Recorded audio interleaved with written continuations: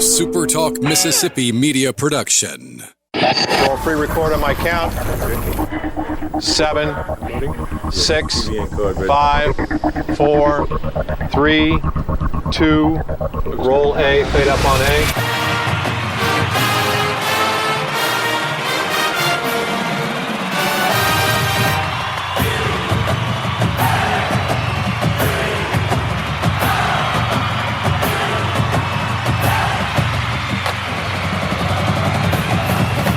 Southern Miss to the top. You're tuned in to the Eagle Hour. Okay, let's go. It's regional week, and the SuperTalk Eagle Hour is on the air. Going to be on the air all week.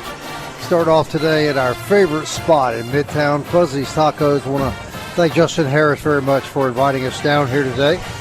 By the way, a guy comes in here wearing a Mississippi State shirt and talks to you, Kelly. What was that about? Well, first of all, I'm not at liberty to discuss his name, but his initials are Austin Lovett. Yeah.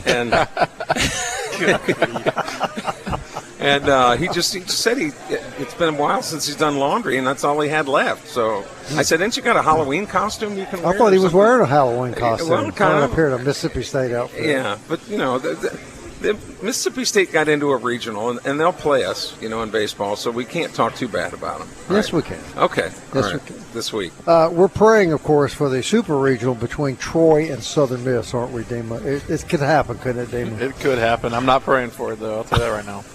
We're at Fuzzy's Tacos, and we got our buddy Daniel Stewart with us from Hancock Whitney Bank and our baseball analyst. And, Daniel, it's always good to have you here, man. Yeah, it's great to be here. Exciting week.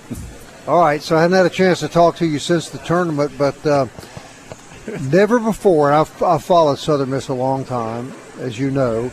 I don't know that I've ever seen a better setup and illustrated pitching depth that was superior to their opponents more so than this past weekend. Yeah, absolutely. I think we had the benefit of maybe playing one less game, and, the loss kind of got us a little bit deeper into our pitching staff. But, the guys we ran out there were not quick. They did their innings and were able to somewhat save the bullpen. But, just from a strength of pitching that we had, it was really impressive to see. To me, the most impressive game, too, was that Sunday morning game against Troy with Cross Sibley and Colby Allen. Yeah. Just beautiful pitching from both of them. It was. Cross came out, did his job. And, Colby actually pitched a little bit more than I was comfortable with because I was like, man, we've got another game to play this afternoon. But, Coach Ostrander and the guys, they know what they're doing. Colby came in, shut the door, and got us into that championship game. And, Dima, you're real excited because the bracket came out today. After the Friday game, all the games are scheduled for 8 o'clock at night. Made you really happy, didn't it? I don't even know what to say at this point. Yeah. Dima is the Walking Dead right now. Really, he is like the Walking Dead. I went to bed last night at 8:30. I haven't gone to bed that early in years. Well, let me say they're scheduled and I'm for still 8, tired from this week. And as you and I both know, they're not going to be played at 8 o'clock. They're going to be played at maybe 9:30. We'll get one of those. 10. Oh, I thought you meant they're not going to be in the winner's bracket. I was Bob, I don't want to say that. No. I don't think the games will go off on time. Oh, yeah. No, they won't. Of course they won't. We'll get one of those popcorn thunderstorms about 4 o'clock. And then, the Sunday night, regional championship game, ESPN2 will pick it up and put it at 9:30 or 10, after whoever SEC team plays before them. So. Correct. You guys talked about the Sibley game, and I just want to touch on that briefly. It was beautiful, man. But there's a guy, again, and obviously, I'm a big fan of Cross Sibley, but there's a guy, relief pitch, you need him to pitch to a matchup, one guy, he's good. You need him for 2 innings, he's good. Yeah. Need him to start, he's good. Yeah. It is so important that you have guys like that, but Daniel, in the pitching mindset, they're rare. Oh, yeah. Well, we talk about the starter mind frame, the closer mind frame. Well, then there's the Cross Sibley mind frame. He doesn't care what he's asked to do. He just goes out and does his job.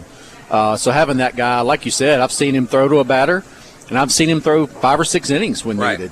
The announcers at the game when he was pitching were high on him as well. I didn't realize that was his 100th career 101st career appearance with Southern Miss. So you talk about just a workhorse we've had for us these last few years. 106 is the record. Why is it that when you, in general discussion, when you talk about Southern Miss pitching, his name doesn't come up much? Well, I guess it's just the way he pitches. Colby Allen's just such a visible, emotional guy on the mound, and Cross isn't like that. And, he's generally not coming in to shut games down. He's normally coming in those middle relief innings. And really, when you come in those middle relief innings, people like me who write stories and look back like, oh, those 3 innings were important. But, everybody's watching and is going to remember Colby Allen's final strikeout or Josh Hawk's final, or whoever it is in the final out. They're not going to remember the 3 innings that Cross pitched. So I think that's the reason why. But you're right. I mean, he's been so steady the whole season. Went through a little slump, but then, he threw, I think, the most pitches on the staff this weekend in Montgomery. He pitched in 3 games, and of course, getting those 3 innings out of the gate. So, but he's not a guy also that's going to sling it up there at 98 miles an hour. No. And his velocity was a little down on Sunday. I think it was 88 when I was looking up at the big board, which is much down for him. So he was pitching on fumes in that Sunday morning game, which and pitched magnificently. Exactly, which is equally as impressive. And I have always argued that people think too much of velocity. I get it. You can't. It's good to have velocity, but when you've got a pitcher. And Greg Maddox always comes to mind. The great Greg Maddox with the Atlanta Braves never threw the ball as hard as anybody in the league, but got everybody out. That's the art and craft of pitching. Yeah. That's the difference between a pitcher and a thrower. Right. And Cross Sibley gets people out. He does a really good job. I mean, his arm angle, number one. He's got a really deceptive, he really keeps the ball behind him. He comes from that really big 3/4 slot on his arm. Good slider, good change. He's not going to light up the radar gun. But like you said, Kelly, he knows how to pitch. Yes. He knows how to keep batters off, get them off tempo. And he's not going to walk a ton of people. He's had a couple of rough outings here and there. But, I mean, when I think of Cross Sibley, I think of that guy that's just going to go out there and grind out innings. Well, and you say that he's had a couple of rough outings, but he's had 101 of them. Oh, right? yeah. So, I mean, you're going to have – and that's the thing. His bad outings, I mean, every pitcher is going to have Colby Allen has had a bad outing or two. I mean, every pitcher is going to have those. But I remember him more for those come in and, when starter gets into trouble, Cross comes in the 3rd or 4th, and he gets you to the 7th inning, gets you to those back end pitchers. He settles the game now. He settles the game. You were at the post game after that second game with Troy. Their coach was going on and on about Southern Miss pitching, wasn't he? He was. He gave some nice accolades to the pitching staff, especially Colby Allen, and said that, if there was any competitor that he wanted to coach, he pointed out Colby Allen and said that that's a man that competes and is the biggest competitor I've ever seen. The Southern Miss pitching, I mean, especially it's set up to win tournaments like they did in Montgomery. I agree. And it's also set up to win regionals like they have this weekend. Now, there's a couple of guys that you want to look at with responses this weekend. Number one in Camden Clark. You need him to have a good outing. Yeah. He did not have a good outing on Friday. And I asked him about it yesterday at the watch party. We had an interview with him, and he said, listen, I'm still learning. I've got to learn how to flush that and move on to the next outing. And the next guy you want to see who Southern Miss really needs to have a much better outing is Josh Hawk. Hawk, blew up really in the end of that championship game. You thought he was just going to come in and close the game easy peasy, right? Well, when you moved Camden Clark and Sundstrom to your rotation, that made room for guys like Cross Sibley, Josh Hawk, and Colby Allen to close games for you. And if Josh Hawk, is falling off the closing games for you side of things, that's a little concerning because then you're kind of going to some other guys that, It was shocking, really. Yeah, yes. But those two guys to me, and Daniel, you can comment on this, Camden Clark, Josh Hawk, those two guys would need to see responses from this weekend. Yeah, you really do. And, I think our guys have done a really good job when they've had some rough outings bouncing back. So, give them a few days rest, get some working on this week. I think they're going to be fine. But Ock's got to be one of those guys that we can rely on late in the game to shut games down. And, Daniel, I wouldn't be surprised if he's one of the first guys Oz goes to. Oh, absolutely. Well, he's not – Coach Oz does not want these guys to think about these bad outings too long. He's going to get them back out there, get them back on the ball. Because you need them. I mean, that's the point. Oh, absolutely. We need them at their peak performance. But the other thing is Coach Ostrander has never had a long leash on anybody. All right? So the first sign of any troubled waters, I mean, that's and really at this point, that's the case for everybody. But it also speaks to the depth of our pitching staff. Right. We've got guys like the Ox, and, if they do struggle, well, maybe, somebody like a Bruce Littleton or J.W. Armistead comes in Crabtree. You know, we've got Teague some Broadhead. alternatives.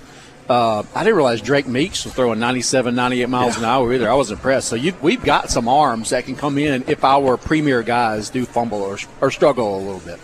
Yeah. Do I hear music, guys? I'm having trouble. No, that's this music. I was a little surprised at how much they used Drake. Was it not Meeks, but Teague Broadhead? Yeah. No, he's been really good for them this season. And, you know, he's kind of the guy that Oz has on that, like, I call it his circle of trust in pitchers. And he's kind of was on like the last end of it, you know. But, you know, he came in and got some good innings for them. I expect him to be big this weekend. All right, can you stick around a while? Absolutely. All right, we're going to bring our friend here from Fuzzies on, who's a former pitcher himself, Justin Harris, and then we're going to get you back, all right? Nice. All right, Super Talk Eagle Hour on the road. Fuzzies Tacos. Guys, it is regional week. I feel the excitement in the air. Absolutely. Let's go. We'll be right back.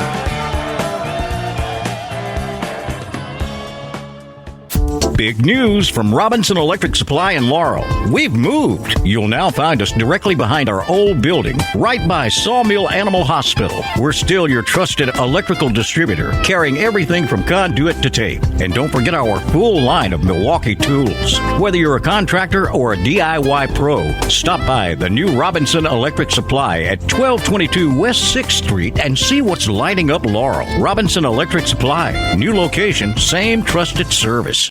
Southern Miss to the top. To the top. You're tuned in to the Eagle Hour. Welcome back, everybody. Super Talk Eagle Hour on the road during regional week, and we really do. I'm not saying this because he's just sitting here. Kelly can verify this. One of the greatest friends we've made on this show in the last 10 years is with us right now, Justin Harris, owner and operator here at Fuzzies and also Dickey's Barbecue. Former pitcher for Pearl River Community College and the Samford University in Birmingham. And welcome, man. We're always glad to be down here. Thanks, Bob. Always happy to have you guys out here. And you got your beautiful facility here, and you got the great assistant manager in Aimee, and the food's always good, my man. And they're an equal opportunity employer because I get to do trivia here on Wednesday. I still never figured that out. But, Justin, has he ever caused you any heartburn?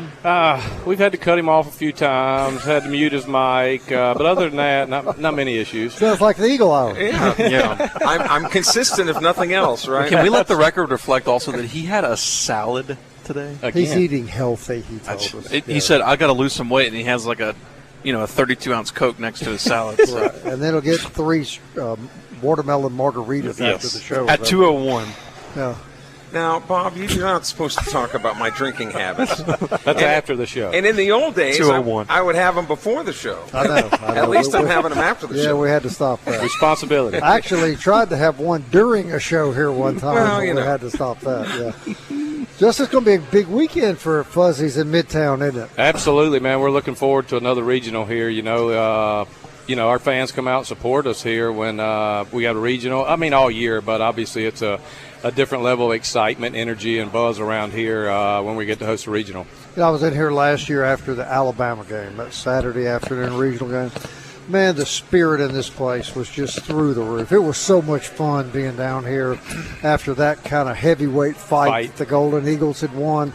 That's what you're looking for all weekend, isn't it? Absolutely. That's what we want. Yeah, you can definitely tell the difference in the energy and the buzz, especially over on a big game like that. I mean, obviously, we got some tough competitors, other teams, and this regional as well. I think the NCAA did us a favor. Last year was the number 1 toughest RPI regional, and this year they gave us the number 2.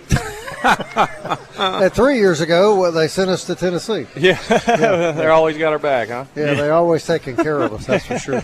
All right, you played collegiate baseball. You were a pitcher. Pearl River and Samford, 2 great programs.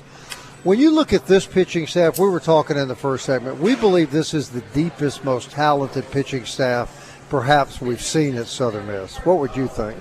I would agree definitely with recent history. I mean, there's a lot of guys they can run out there, and even some of the younger, less experienced guys, they're all pretty darn good. And if they don't have it that day, there seems to be the next guy that they can hand it to really come in and fill the gap. So there's definitely a lot more options than I remember in recent history. Demon was talking about Camden Clark, didn't have a good outing, told him yesterday, I'm learning, I've got to learn to flush this kind of thing. How hard is that learning curve? On a big stage like this, it can be. I guess if I'm being fully honest, I wasn't the guy that was easy able to flush a bad pitch or bad that. But as you got older and more mature, you learn to realize to be a professional about it. I mean, and I really think you don't want to be too high, don't want to be too low. You got to find that happy medium. Whether you're up by 10 or down by 10. And when you hear people say about I have to learn this, one thing you have to keep in mind, particularly if you're pitching for Southern Miss, whatever high school you played for or junior college played for, you were probably a stud. And Camden was, absolutely. Yeah, and didn't even have to pitch well and still win. But one of the things you got to learn now is these hitters are a heck of a lot better than the guys you faced in high school and JUCO, and there is just no room for error. You're right, and it's going to happen. It's not if, it's when, But guys going to get a hold of one and get it out the park. You just going to need to limit it to a solo home run and not, allow free bases or anything ahead like that. Well, certainly, we've seen in the past in Southern Miss regionals and postseason, scenarios where this kind of pitcher just comes out of nowhere and gives them this, incredible outing. As a young guy, and I'm sure you could attest to this, when you were pitching, is it when you get that first batter out, you just kind of start rolling and all of adrenaline's kind of going, or how does those moments actually occur? I guess what I'm trying to say. That's how you can. That's obviously an out makes it. My big thing was always getting through the first inning, not just the first out. It was the first inning. You get too amped up. You can let the situation get the best of you, but once you get through first out, first inning or whatever, it's like, okay, we're settled in, we're able to pitch our game and let it ride from here. And it doesn't take long for pitchers to know if it's going to be a good day, control-wise, right. or if it's going to be a bad day. Which brings me to this question, Justin. You're a great guy to ask this question, too. You look at a kid like Josh Hawk, who's been so valuable all year. I mean, he's just been reliable. You bring him in to close the championship game, and it was almost like he was throwing the ball, tell me where you want me to throw it. Yeah. How do you explain that? I mean, what happens, and then how do you get that out of your head? Well, to me, obviously I want to say I could say it's just baseball. That happens at times, and to me in that situation, he's used to a much tighter game. He's coming in where, it's like sending a closer out when you're up by 8 or 10. It's a totally different mental approach for him when, hey, I've got 2 on, 1 out, we're up by 1, to come in. It's just a totally different approach. And I'm not saying you take anything off or it's different, but it is. There's something that is different about going in when you're up by 9 versus up by 1 or 2. But I think you got to flush it and be ready for the regionals, and he's going to be back to what he was. Well, we were saying we anticipate he'll be one of the first relievers Oz goes to. Got to get him back out there, get some confidence, whether it's just 3 outs or whatever. Because you need him. You got to have him. Obviously, with the way we're using Colby, you got to have him on the back end. Yep. I totally agree. I personally think it is going to be Allen, the first reliever, coming out of the pen because you have to win the first game. But he's certainly going to be used. And like you said, maybe not where you need him to come in the 5th or 6th inning, but one of those 9th inning, just give me 3 outs just to get some confidence back, like you said, because confidence, it goes a long way in a pitcher's head. Absolutely, and I mean, obviously he's as big a competitor as there is, but he would even tell you confidence, and when you're right mentally, it makes a lot of difference on how you perform out there. Absolutely. A lot of things when you look at this opener that Southern Miss takes on Arkansas Little Rock, and we're going to break it down a little bit as the week goes on, but there's a lot of Little Rock Southern Miss connections, a lot of what we in the media will call storylines, right? Not just the game itself, but the people behind the scenes. And when you break this Little Rock staff down and the Southern Miss, there are a lot of respect on both sides of the field for these teams because of the connections and relationships that have already been established. Absolutely. I mean, when you think of head coach over there at Little Rock, head coach Chris Curry, He coached at Meridian. He was the head coach of Meridian, and lo and behold, his assistant coaches were Scott Berry and the late Corky Palmer. So he actually said in an interview, and I read it in a story this morning in one of the Arkansas papers, saying that everything we do here at Little Rock is because of Scott Berry, or everything we do here is because of Corky Palmer. He says, I just can't wait to get to Hattiesburg just to have breakfast with Scott Berry. So a lot of love in between Southern Miss and Little Rock. A lot of stories. I know the answer to this question, but I'm going to ask you anyway, Justin. Is that a team that can beat Southern Miss if Southern Miss doesn't play its best game? Absolutely. Yeah. It's baseball, and that guy they're going to run out there Friday he's good. Yeah. And just in case, Justin, in the unlikely event that Troy were to come here in a super regional, what day is trash pickup? So that their pitching staff can wait out by the cans, right?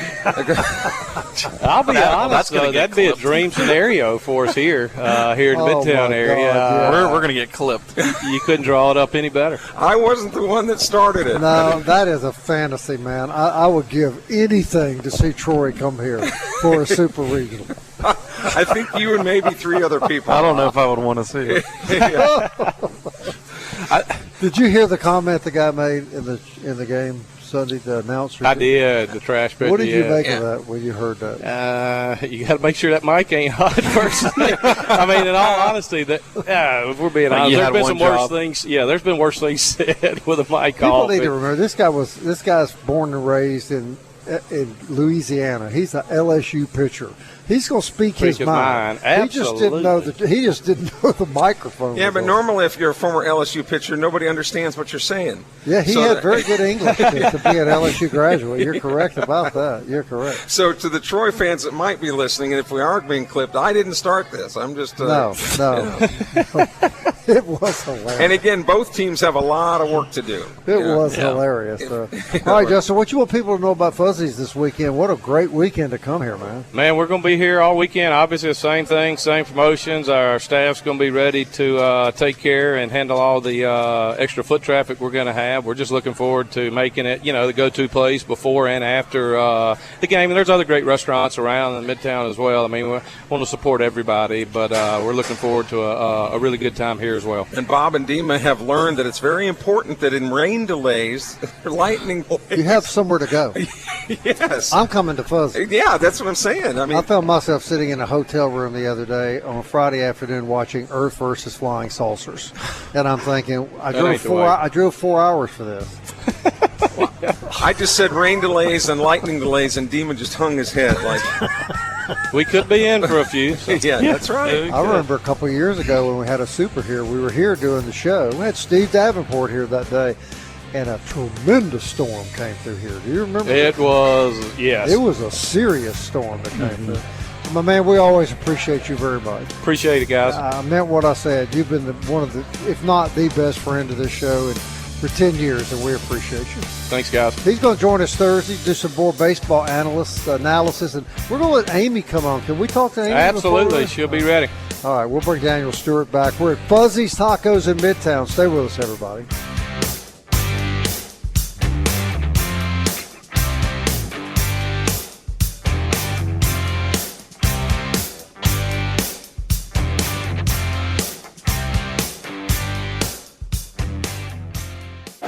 The Eagle Hour. Southern Miss to the top.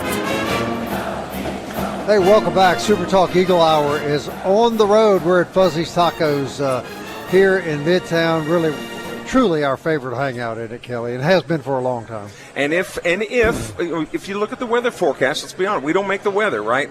But if you do get in a situation where you need a place to hang for a little while, and Dima's still just dreading it. I just experienced the worst weather delays. He's got tears in his eyes. Can you hand him a Kleenex? But I mean, truthfully, if you, particularly folks coming in from out of town, keep Fuzzies in mind because they're going to have you covered with whatever. Well, save a table for me because I'm not sitting in a hotel room for 15 hours again. I hope anytime soon. That was fun, wasn't it, Dima? Dima, introduce our guest. Yeah, we got Creg Stevenson with AL.com on the line with us. Creg, thanks so much for joining us this afternoon. Yeah, thanks for having me. Hey, Hattiesburg has grown since I've been there the last time. They've got a Midtown now. Very nice Midtown. You'd be shocked Okay. if you saw it. It is. I gotcha. It has just transformed the entire city, I think, in a lot of ways. Yeah, right across from the campus. Walking distance from the Pete. I guess not in the rain though. But No. Well, Craig, I mean, let's talk about the Sun Belt getting 5 teams in. I mean, I know that a lot of people were kind of shocked that Texas State got in over Mercer, and I wanted to hear your thoughts on it because you're obviously well-versed in the Sun Belt and all those things, but, writing for AL.com. So I just want to hear your thoughts and how big that is for the league, but also how surprised you were. Yeah, I was really surprised. I thought, obviously, Southern Miss, Coastal, and Louisiana were locks by the time we got to the Sun Belt tournament. A couple other teams might have a chance to play their way in. Troy, they were very sure they were getting in. I'm not sure. I don't think I was sure they were getting in, but it turned out they didn't have a whole lot to worry about. And then Texas State. Yeah, I guess Texas State was kind of fringy. You could have taken Mercer over them. You could have taken, even Kentucky over them. But they make it, and that's big for the Sun Belt. First time ever with 5 teams. And, I know the talking point now is that the Sun Belt is not a mid-major in baseball. And based on that, having more teams in the Big Ten, among others, you can't really argue. They got more teams than anybody outside of the SEC and the ACC. Am I right about that? In Big 12. I think the Big 12, too. Big 12. Big 12. Yeah, but they got more than It's the pretty Big impressive. 10. And very impressive. And I know you don't necessarily cover Jacksonville State, but were you surprised that they were a 3 seed? Yeah, I was. I thought, top 25 RPI, and some nice wins on their schedule, obviously. I thought they would be a 2. I think most of the projections had them as a 2, but it seems like their strength of schedule number overall, I think it was in the 100s. But that's because they're in Conference USA, and there's nothing they can really do about that. What you can do is go out and schedule big games outside the conference, which they did, and won a few of those games. They swept Auburn, which is a top 5 national seed. I was surprised they were 3. But,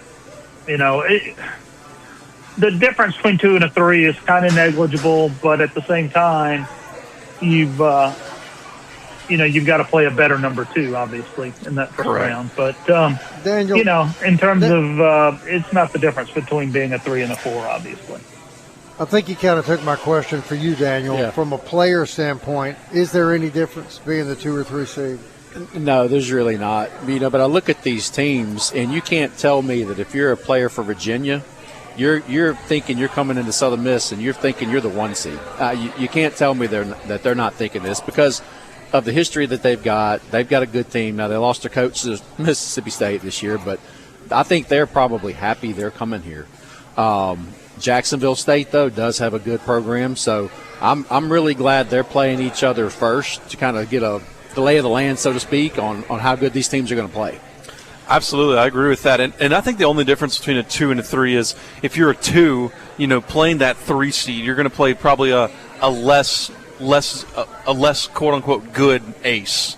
If that makes sense. And then for like a 3 seed, you're playing a pretty good 2 seed ace, if that makes sense. That's probably the only difference in a 2 and a 3.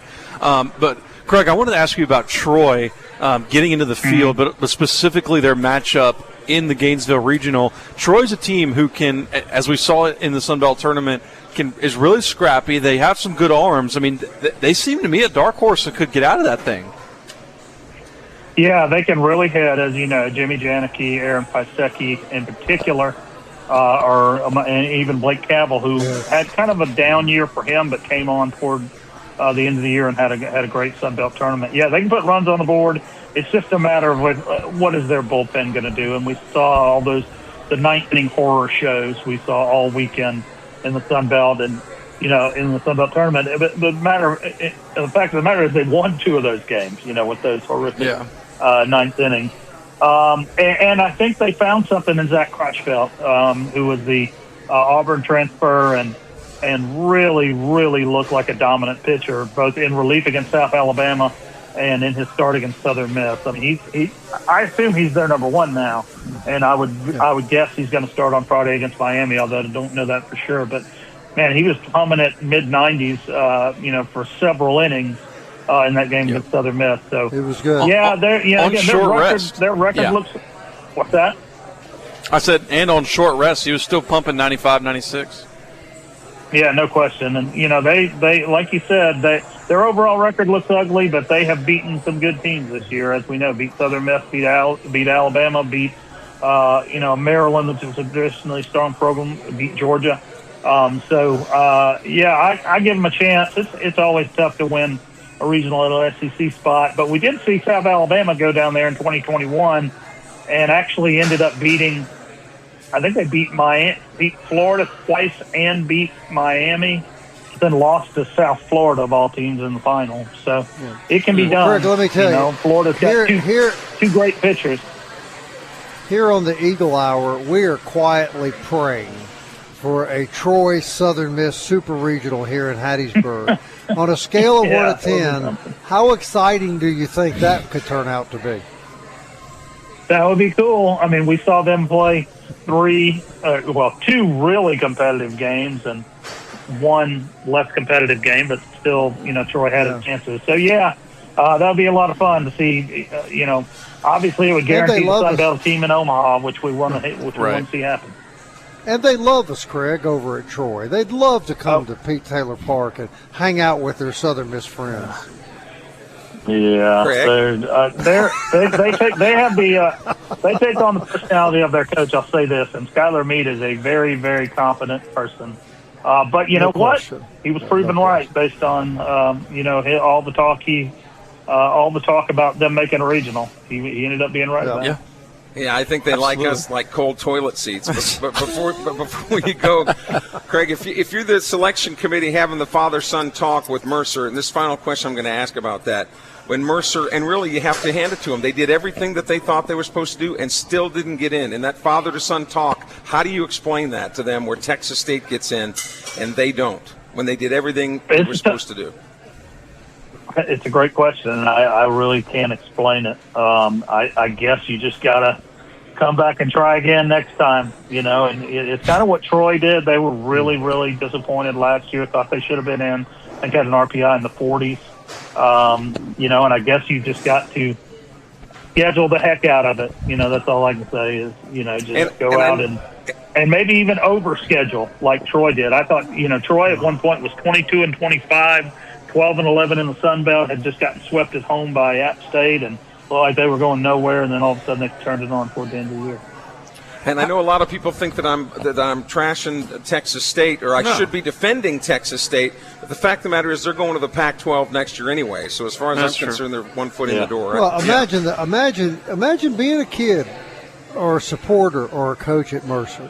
Yeah. And you've done everything you could be expected to do. You must just be bitter about this. Yeah, they were like 44-19 and top 25 RPI and regular season champions. They didn't win the tournament championship, but I mean, I don't know what else you're supposed to do. Creg, looking around the Sun Belt, Louisiana's in Starkville, Texas State, as we mentioned, in College Station, Coastal's in Tallahassee. Outside of Southern Miss, who's the team that you like to get out of a regional?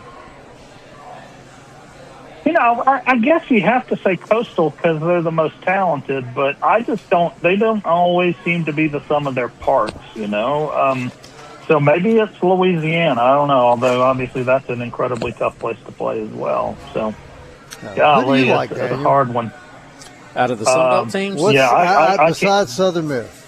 Probably ULL, Louisiana. I watched them play this past week, and, Troy good. And ULL, both very, very gritty baseball teams. Mm-hmm. They don't care where they're playing. They're going to play hard. So I think they could probably put a few things together and come out of Starkville winning that. Yeah, Creg, I thought Louisiana looked magnificent all week. Mm-hmm. They had to travel back and forth to Troy. I think they just fell victim to fatigue Sunday and was unable to compete with Southern Miss. Would you agree?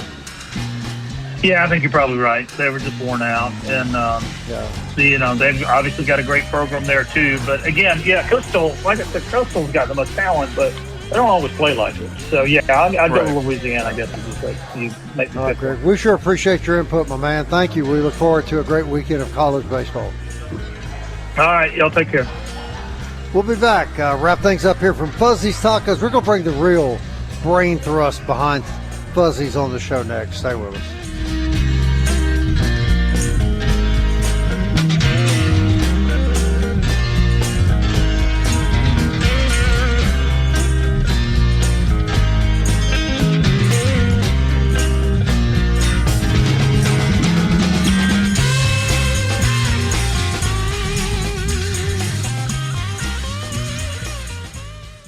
Big news from Robinson Electric Supply in Laurel. We've moved. You'll now find us directly behind our old building, right by Sawmill Animal Hospital. We're still your trusted electrical distributor, carrying everything from conduit to tape. And don't forget our full line of Milwaukee tools. Whether you're a contractor or a DIY pro, stop by the new Robinson Electric Supply at 1222 West 6th Street and see what's lighting up Laurel. Robinson Electric Supply. New location, same trusted service. You're tuned in to the Eagle Hour. The Eagle Hour. Southern Miss to the top. Okay, welcome back. Another great afternoon at Fuzzy's Tacos, and we just love being down here so much. And we decided we were going to bring the real secret to Fuzzy's. The person that really runs it, the brain thrust behind the operation. Introduce her to us, Kelly. Aimee, what's going on? What's going on, Kelly? I'm ready to go back to work tomorrow night for trivia here. I know. One of the many things that goes on. If I want to backtrack a little bit, how did Cinco de Mayo go this year? It was a nuts. record year for us. Yeah. It was wild. But Fun. you guys have special things kind of going on all the time. Right. So with the tournament coming in this weekend, any particular things that you've talked to the staff about to expect this We weekend? are so excited. We're just expecting to be busy. You know, we have happy hour every day, 2 to 6, so you can hit us before the game or after the game, or if you don't have tickets to the game, you come watch the game here. During happy hour, we're just ready to be busy. It's party on Hardy right here, and we're the place to be. And we've got our fingers crossed, because when you do look at that weather forecast, and we are looking outside right now, and it is coming down in sheets. So even with the turf field at Southern Miss, which has obviously been a great thing for the Eagles, it's still going to take time. Right. If we get into one of these things, fans are going to need to have a place to hang out. And we experienced that last year as well. And when they kind of take that pause, where does everybody run?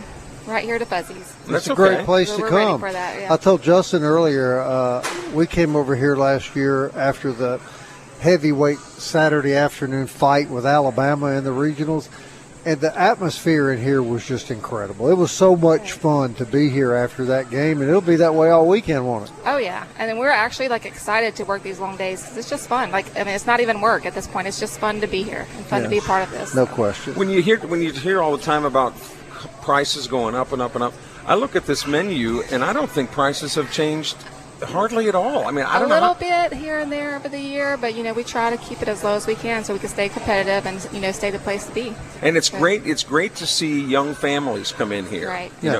We definitely have the best bar menu in town, no doubt. Yeah. Now, Aimee, let's be honest. No, just between us guys here at the table. No one else will ever hear this. What does Justin really do? Does he just sit around and kind of look good? I don't know that I should tell that. I might get in trouble. Actually, I'm relieved. I thought he was going to ask you about my drinking habits again. He does sign my checks. Yeah, he does sign your check. Yeah, that's right? what he does. And that's really good important. At that. Right. Now, do you really allow Kelly down here on Wednesday night? And go ahead and tell us, how does he behave? Like I said, we're a family-friendly restaurant, but when Kelly's in the building, he comes with a warning label. Actually, wherever Kelly goes, he goes with a warning label. Oh. But you got your frozen Jack and Cokes over here too. And we have Bushwhacker we just put in the machine for this weekend, so we're ready to go. How about the blackberry margaritas?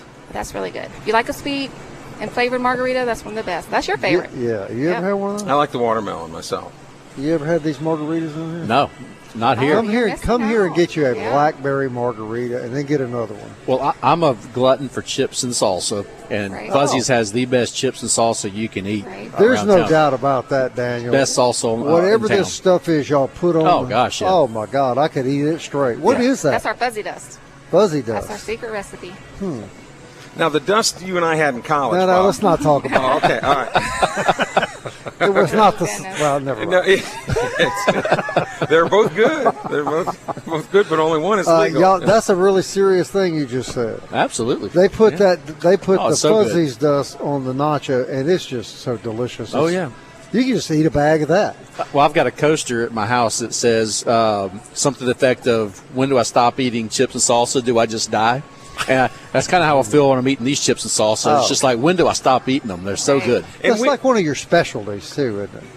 It is, yeah. I mean, we make that every day. And we joke a lot of time, Aimee, about college kids not wanting to work, but all the college kids that I've seen that work here are very dedicated. They're great kids. Yeah. So For the most part. well, I mean, right, sure. Right, yeah. They all left for the summer break, so, we kind of got a small little crew for the summer, but we'll have them back here in the fall. Okay. All right, before we run out of time, the tournament starts Thursday. People will be coming into town. Tournament starts Friday. People will be coming into town on Thursday. What are the hours that people can visit here? We open 9 a.m. till 10 p.m., and then Friday, Saturday, we're open 9 a.m. till 11 p.m. Okay. And they're located, in case you don't know, right here in Midtown. First business, I think, that opened in Midtown. Yeah. Now, y'all have breakfast items, right? Yep. All day. And we have full menu at 9 o'clock in the morning, so if you want to come in here and get breakfast menu? This is news to me. No, well, this is perfect because when Dima gets off at 5 a.m. he can come over and get some breakfast before the next game. Right. We'll be in bed, Dima, but you're out covering. He's not laughing at any of this, Bob. He don't find it funny. I watched him all week. Dima don't want to hear about no rain delays. Well, when you look at that weather forecast, fellas, I hate to tell you. Yeah. And look, I hope we're wrong, right? Yeah, absolutely. But selfishly, it's good for us. Sure. Yeah, no question. Be somewhere to come in. Hey, before we run out of time, I want to remind everybody we'll be at P. Taylor Park tomorrow from 1 to 3 o'clock, special 2-hour show. Travis Creel is going to be joining us, Mark Etheridge from D1 Baseball, Stats McGee, the famous Stats McGee, Thomas Ashworth, who is a beat writer for Jacksonville State and AL.com. And we'll be visiting with a wonderful person by the name of Josh Warren. So tune in from 1 to 3. It's going to be a great show. Wednesday and Thursday, 1 to 3, Eagle Hour from Pete Taylor Park. It's always delightful having you on. Thank you, and I'll be back Thursday. You'll be back Thursday. I'll be back Thursday. Aimee is right here at Fuzzy's Tacos, and we hope we'll see you here as well. Back on the air tomorrow at 1 o'clock. Until then, Southern Miss. To the top. To the sea, fly like an eagle, let my spirit carry me. I want to fly like an eagle till I'm free.